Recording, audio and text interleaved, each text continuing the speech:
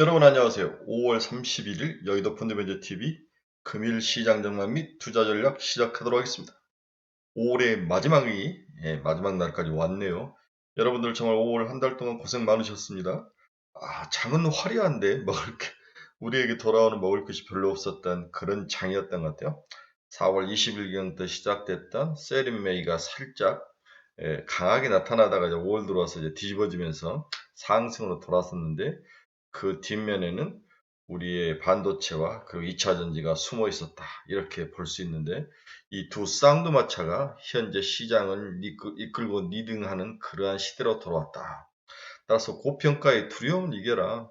시장은 고평가 이야기를 많이 할 것 같아요. 어제만 해도 이제 엔비디아 고평가됐다. 돈나무 누나는 벌써 캐시우드는 고평가돼서 팔았다. 이런 이야기를 하는데 이러한 단어들이 여러분들을 지속적으로 주식을 보유하는 데 어려움을 가지게 하는데 이러한 그 부정적인 단어에 익숙해지면 여러분들은 돈을 벌 수 없는 거죠. 조금 먹고 팔고 조금 먹고 팔고 터지더라도 이러한 부정적인 단어보다는 장이 이 두 개의 섹터 말고는 반도체와 2차 전지를 제외하고는 돈이 갈 곳이 없다. 관성에 의해서 우리가 생각하는 것보다도 상승력이 더 높은 수준으로 올라갈 것이다. 이걸 믿고 견디셔야만 이 썸머 랠리에 여러분들이 돈을 벌 수 있을 것 같습니다. 금일 시장 전망이 투자 전략 시작하도록 하겠습니다. 구독, 좋아요 많이 눌러주십시오. 금일 주가 추이를 한번 봅시다. 다우는 0.15% 하락, 나스닥은 0.32% 상승, S&P 500은 0% 변동이 없었네요. 나스닥도 좋았다가 이제 부채 한도 협상에 반대파들이 나타났다 어려움이 있다. 이거 하나하고 그 다음 이제 시각이 부채 한도 협상 이후에 페드의 FOMC 회의에서 한 번 더 올릴 수 있다는 그 가능성, 경기 침체 이런 것들로 눈이 살짝 시장이 돌아가면서 이익을 뱉어내는 그러한 모습. 어제 우리 한국 시장에서 나타났던 윗꼬리들이 달리는 모습이 나타난 하루였습니다. 금일 시장 키포인트 한번 봅시다. 엔비디아의 선전. 우리 엔비디아가 드디어 1조 달러에 가입을 한 거죠. 테슬라의 선전. 테슬라도 4% 가까이 올랐습니다. 한국 반도체 추가 상승이 전망은 되고 있는데 어제 마이크론 테크놀로지와 마벨 테크놀로지, TSMC 등이 살짝 조정을 받았는데 마이크론 테크놀로지는 이제 중국과의 전쟁에서의 피해주, 반대로 삼성전자와 SK하이닉스는 수혜주 이런 개념으로 작용을 한다면 삼성전자와 SK하이닉스는 추가로 상승할 것이다. 자, 그러면 이 장이 어디까지 갈 것이냐 이런 것에 대해서 여러분들이 나름대로 자기 그림을 그리고 자기의 목표가과 시장의 수준을 정해야 되는데 딱 두 가지입니다. 삼성전자 8만 원, SK하이닉스 12만 원. 이 정도로 딱 그리고 이 정도 오면은 장이 8분 응선을 넘었다. 이 정도로 생각하시면 되죠. 그때부터 이익을 좀 실현을 하든지 아니면 뭐 지속 더 들고 가든지 그건 여러분들이 결정을 해야 될 일이지만 첫째, 이 장의 어떤 목표 수준, 숫자로 항상 우리는 숫자로 나와야 거기에 대해서 더 집중하게 되는데 삼성전자 8만 원, SK하이닉스 12만이다. 뭐 이렇게 생각을 하고 플레이를 하시면 될 것 같아요. 따라서 오늘은 반도체와 2차 전지의 쌍두마차의 시장이 열릴 것이다. 이거 하나고 여기 쓰지 않았지만 시장이 중소형주보다는 약간 대형 우량주로 돌고 있는 모습도 볼 수가 있을 겁니다. 그리고 경기 방어주들이 하락, 미국 시장에서도 존슨앤존슨이라든지 이런 음식료 경기 방어주들이 이 바닥을 드러내는 하락하는 모습이 극명하게 나타나고 에너지 관련주도 마찬가지죠. 오늘 또 WTI가 이제 급락을 했는데 이러한 것들을 보고 성장주인 IT, 2차 전지, 그 다음에 제약바이오 이 정도로 보면 충분치 않을까 그렇게 예상을 해 봅니다. 오늘 한국경제에서 말한 금융시장 키포인트를 한번 봅시다. 미 하원 운용이 공화당 소속 9명 중 2명이 부채 한도 협상 반대를 시사했다. 부채 협상안 의회 통과 불투명, 유가가 4% 하락. 엔비디아 반도체 기업 사상 첫 시총 1조 달러 장중 돌파. 미국 3월 주택가격이 전월비 0.4% 상승했죠. 2달 연속 상승하는 모습을 보였습니다. 아직 약하긴 하지만 상승으로 주택가격이 돌아섰는데 양날의 칼이죠. 이것은 CPI의 문제점을 노출하기도 하고 경기가 침체치 않는다는 그러한 반증이기도 하고 양날의 칼인데 어느 쪽을 손으로 들어줄지는 봐야 될 것 같습니다. 머스크가 이런 이야기, 상업용 부동산은 이미 붕괴 중에 있다. 다음은 집값이다. 이런 무서운 이야기를 했는데 뭔가 글로벌 시장의 다양한 모습을 보고 있는 머스크가 한번 툭 뱉은 말이 그냥일 리는 없을 것 같습니다. 미 대도시 중심부 공동화 현상이 나타나고 있다. 거주지는 활성화되고 있다. 재택근무에서 양극화가 나타나고 있다. 한국경제신문 미국 특파원들이 뉴욕 중심의 그 상업용 시장 그 빌딩 오피스텔을 한번 돌아다니면서 공동화 현상을 보여주는 유튜브를 제가 어제 봤는데 아주 생각보다도 심각하더라고요. 재택근무로서 거주지는 집값은 올라가고 중심부의 상업용 부동산이 하락하는 그러한 양태. 우리나라도 지금 그런 모습이 좀 나타나죠. 자, 여기 또 재밌는 기사가 떴는데 미국 우주 외교 프레임워크 발표, 중국 우주 굴기 견제 영상. 아, 중국 우주 굴기. 이것도 한국 우주 관련 산업에 상승할 수밖에 없는 그러한 모멘텀으로 작용할 가능성도 높죠. 중국을 견제하면 반드시 한국에 올라가는 이 시속 게임을 여러분이 꼭 기억하시고 오늘 항공 우주 산업에 관련주 종목들을 팔지 마시고 한번 관심 있게 봐야 될 상황인 것 같습니다. IMF 우크라이나 올해 성장률 1에서 3% 상향, 1조 원대 우선 대출에 합의를 했다. 부채 한도가 어느 정도 협상 타결에 노이즈는 있을 수 있지만 협상 타결은 되겠죠. 그렇게 하면서 달러 지수가 0.14% 하락하면 104.06. 이 달러 지수는 부채 한도 협상 결과에 많이 의존을 하고 반대로 금가격 달러 지수가 약세로 돌아서니까 금이 강세로 돌아서는 모습이 나타나 0.78% 상승 1978달러를 기록을 하고 있습니다. 미국 국채금리 한번 봅시다. 2년짜리는 12.3bp 하락을 했네요. 네, 제가 거의 꼭대기에 왔을 때는 크게 하락을 하더라. 2011년 오바마 정부 때에도 부채 한도 협상이 타결이 되니까 금리가 하락하는 모습이 있었다고 여러 번 이야기했죠.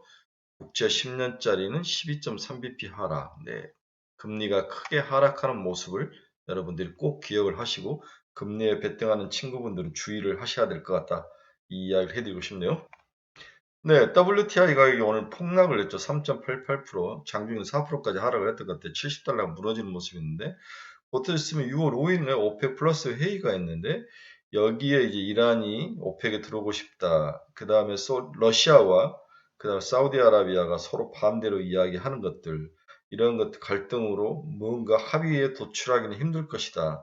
추가 감산 발표는 어려울 것이다. 이런 문제들이 나타나고 또 경기가 침체로 가고 있는 모습 이런 것들이 합쳐져서 WTI가 하락을 하고 있는데 일단 WTI가 하락을 해야 CPI가 잡힐 수 있는 거죠. 제가 벌써 60달러까지 한번 확 빠져줘야 돼. 50달러까지 무너져 줘야 그 다음에 CPI가 잡힐 수 있는데 WTI는 제가 7대3으로 선물 시장이 가지고 논다. 선물 시장 70달러 되면 사고 80달러 되면 파는 그러한 전형적인 박스권 트레이딩을 하더라. 이걸 기억을 하시면 투자에 도움이 될 것 같습니다. 테슬라 오늘 4.14%나 상승을 했죠. 근데 중국 가서 좋은 이야기를 했죠. 중국 외교부장을 만나서 여러 좋은 이야기를 하면서 미국과 중국이 디커플링으로 가는 것은 반대한다. 나는 중국에 더 투자할 것이다. 이런 립서비스를 한 거죠. 그래서 테슬라가 상승을 했습니다. 애플은 1.18%, 1.28% 상승. 어제 이제 LG전자와 다음에 LG전자 관련된 LG 이노텍 이 전부 다 이제 애플과 관련된 것들인데 상승하는 모습. 애플이 하반기에 이제 애플 신제품을 내는 거죠. 네, 이런 모습. 다음에 6월에 VR, XR이 출시가 될 수 있다. 이런 가능성. 애플이 서서히 움직이기 시작합니다. 엔비디아는 2.72% 상승, 드디어 400달러를 회복을 했습니다. 무서운 녀석이죠. 고평가라는 단어에 귀를 기울이면 이 장에선 먹을 수 없다. 항상 장이 올라가면 다 고평가 되는 거죠. TSMC는 1.23% 하락해서 101달러, 마이크론 테크놀로지는 3.03% 하락 71달러, 메타 플랫폼스는 0.18% 상승을 해서 끝이 났습니다. 노블록스도 1.77% 하락. 비트코인은 27,800달러까지 올랐나요? 와, 무섭게 치고 올라옵니다.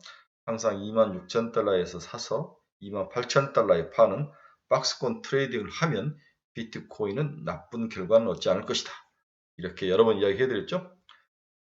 자, 오늘 한번 봅시다. 어제 이제 우리 한국 시장의 반도체 관련 기업 중에서 오른 기업들을 보면 피델릭스 이 회사 처음 들어본 회사인데 시총이 702억밖에 안 되니까 버리고 메커스, 칩센 미디어, 오픈엣지 테크놀로지, 저스템, 엔시트론, 아제네스텍, 윈팩, TMC, 넥스틴, 제우스, SNS팀, 마이크로 투나노, 로체 시스템, MCNS, 성우 테크론, AD 테크놀로지, 나온텍, 유니테스트, 메카론, 네페스, 에이펙트 이러한 반도체 관련 기업들 5% 이상 올라간 종목들을 쭉 나열을 했는데 여기서 뭔가 함의점과 투자의 방향성 어떤 뭐 트렌드를 볼 수 있을 것인가 봤더니 일단 랜덤하게 오르고 내렸다는 거죠. 그렇죠? 네. 어제 시장에서 5% 이상 오른 반도체를 살펴보면 일정한 패턴을 볼 수 없었습니다. 팹리스 기업, EUV, 후공정, 장비 등 다양하지만 일단 비메모리 팹리스 기업들이 올라가 있는 것은 우리가 눈에 보이는 거죠. 반도체 칩리스 기업인 메커스, 칩스앤 미디어, 오픈엣지 테크놀로지, AD 테크놀로지 이런 종목들은 전부 다 비메모리 칩리스 기업들이죠. 네. 그다음 로봇 제어 부품인 아지네스테 또 로봇 관련된 기업이 올라가 있고 후공정 패키징 테스트 기업인 윈펜, 반도체 회로 패턴 검사 업체인 넥스틴, 반도체용 특수가스 제조업사인 TMC 이런 기업들이 일단 올라왔죠. 여기에 반도체 세정 장비 시장에서 웨이퍼 한 장을 세정하는 싱글과 여러 장을 동시에 세정하는 배치 기술을 가지고 있는 국내 유일한 기업인 제우스. 세계적으로 이런 실력을 갖춘 기업은 제우스하고 일본의 도쿄 일렉트론 두 곳뿐이라는 거죠. 제우스는 여기에 일본 상키와 손잡고 로봇 기반 이송 시스템을 개발하면서 패널업계의 자동화 시스템 개발, 패널 이송용 로봇을 시작해서 산업용 로봇 개발 등 다양한 영업으로 확장을 하고 있는 제우스가 어제 시장에서 눈에 들어온 종목 중에 하나입니다. 또 여러분들이 로체 시스템이라는 일을 하고 있는데 반도체 관련 사람들 이거 뭐 하는 회사인지 알죠? 반도체 디스플레이 물류 이송 장비를 생산하는 우리 웨이퍼를 옆으로 척척척척 움직이거나 물류를 이송해 준 장비를 로체 시스템. 그렇다고 이 회사도 결국 로봇과 관련된 산업용 로봇으로 갈 수 있는 거죠. 네. 글래스 커팅 시스템을 비롯하여 반도체 모바일 로봇, EFEM, 디스플레이용 인덱스, 소터, 스토커, 모듈 장비 등 장비를 개발 공급하는 그러한 기업이다. 이 로체 시스템도 어제 올랐죠. 물류 이송 장비다. EUV의 SNS 텍도 어제 올라오는 모습을 설명을 해드렸고요. SNS 텍 55,000원인데 6만원 오면 팔면 될 것 같습니다. 그 다음에 어제 이제 여러분들이 눈에 익지 않고 발음이 익지 않는 종목, 회사 이름이 익지 않는 것은 마이크로 투나노라는 기업이 있는데 MEMS, 마이크로 일렉트로닉 메카니컬 시스템 기술 기반으로 반도체용 프로브 카드 및 파운드리 서비스를 제공하는 MEMS 기술 전문회사 프로브 카드 잘 만들어졌느냐 안 만드는지를 테스트하는 게 프로브 카드죠. 동사의 주된 사업 아이템은 반도체용 프로브 카드로 반도체 제조 공정 중 테스트 공정에 사용되는 기술 집약적 장치적 소모품인 프로브 카드를 만드는 회사죠. 다음 MCNS라는 애인데 SAMCNS죠. MCNS, SAMCNS. 저도 바랍니다. SAMCNS는 반도체 제조 공정 중 테스트 공정에 필요한 얘도 프로브 카드에 사용되는 반도체 프로브 카드용 세라믹 STF를 제작한다. 얘는 프로브 카드에 들어가는 세라믹 STF, 스페이스 트랜스포머라는 그러한 제품을 공급한 회사이다. 프로브 카드 관련 기업들이 좋네요. ISC, 리노공업 이런 것들도 지켜봐야 할 것 같습니다. 자, 이제 두 번째로 제가 여러분들에게 해주고 싶은 것은 지금 시장에 IT 쪽에 돈이 어디로 가고 있는가?